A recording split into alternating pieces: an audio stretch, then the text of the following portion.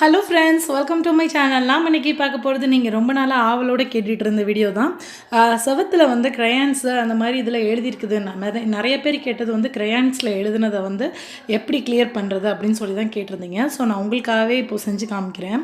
இந்த மாதிரி தான் உங்கள் பசங்க வந்து செவத்தில் க்ரையான்ஸில் எழுதி வச்சுருப்பாங்க, நிறைய வீட்டில் இருக்கும்.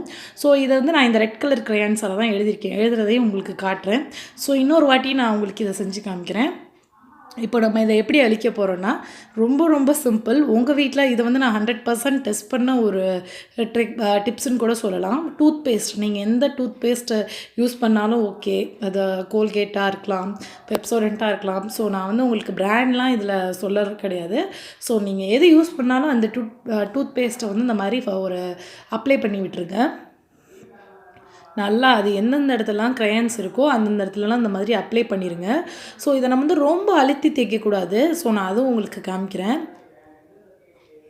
இப்போது இன்னும் கொஞ்சம் அதை வந்து இருக்கிறத ஃபுல்லாகவே நம்ம டூத் பேஸ்ட்டால் க்ளோஸ் பண்ணிடணும். ஃபுல்லாகவே எங்கெங்கெல்லாம் கிறுக்கியிருக்கோ அங்கே. இப்போ இந்த க்ரையான்ஸில் தான் எழுதுனேன். நான் உங்களுக்கு இதை ஒரு கிளாத்தில் லைட்டாக தண்ணி தொட்டுக்குங்க. லைட்டாக, ரொம்பலாம் தேவையில்ல, லைட்டாக தொட்டுக்கிட்டு செவர் என்ன கலரோ இருக்கோ அதே கலர் கிளாத் எடுத்திங்கன்னா ரொம்ப வசதி. இப்போ ப்ளூ கலர் கிளாத் எடுத்துட்டிங்கன்னா செவர் வந்து லைட் கலர் பெயிண்ட் இருக்கும் வாலில். ஸோ அது வந்து அந்த ப்ளூ கலர் கிளாத்தில் உள்ளது வந்து சாயம் எதுவும் செவத்தில் படுறதுக்கு வாய்ப்பு இருக்குது. ஸோ இப்போ பேஸ்ட்டோடு நமக்கு எப்படி எடுத்துகிட்டு வந்துருச்சு பாருங்கள். நம்ம தேய்க்கவும் போயிடுச்சு. ரொம்ப போட்டு அழுத்தி தேய்ச்சிங்கனாலும் பெயிண்ட்டும் வர்றதுக்கு சான்ஸ் இருக்குது.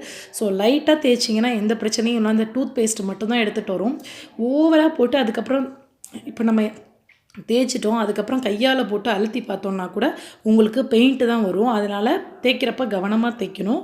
அதே சமயம் நீங்கள் வந்து ரொம்ப டார்க் கலர் கிளாத், இப்போ வந்து நான் பிங்க் கலர் இருக்குது அதனால் இந்த மாதிரி இல்லை, காமனாக நீங்கள் ஒயிட் எடுத்துடுறது பெஸ்ட்டு. இப்போ நீங்கள் என்ன கலராக இருந்தாலும் நான் திருப்பி உங்களுக்கு மேலே கூட கிறுக்கி காமிக்கிறேன் பாருங்கள். ஏன்னா நிறைய பேர் கேட்பீங்க நீங்கள் கம்மியாக இது பண்ணிட்டீங்கன்றதுக்காக. ஸோ நான் உங்களுக்கு மேலேயும் கிறுக்கி காமிக்கிறேன் இந்த மாதிரி. ஸோ இதை எப்படி கிளியர் பண்ணுறதுன்னு பார்ப்போம். இப்போது அதில் பேஸ்ட் அதே போல் நல்லா நிறைய பேஸ்ட்டு ஓரளவுக்கு அந்த இது ஃபுல்லாக கவர் ஆகிற மாதிரி, இப்போ எவ்வளோ கிறுக்கி இருக்கோ அது ஃபுல்லாக கவர் ஆகிற மாதிரி அப்ளை பண்ணிக்கோங்க. குறிப்பாக என்ன செய்யக்கூடாதுன்னா டார்க் கலர் கிளாத் யூஸ் பண்ணாதீங்க. காமனாக ஒயிட் யூஸ் பண்ணலாம். இப்போ நிறைய பேர் வீட்டில் பிங்க் கலர் பெயிண்ட் அடிச்சிருக்கனால பிங்க் கலர் கிளாத்தாக இருந்துச்சுன்னா ரொம்ப வசதி. ஏன்னா உங்களுக்கு அதில் உள்ள வேறு ஒரு கலர் இருந்ததுன்னா அது செவரில் போய் அந்த சாயம் படுறதுக்கு வாய்ப்பு இருக்குது. அப்புறம் அதை கிளியர் பண்ணிகிட்ருக்கணும்.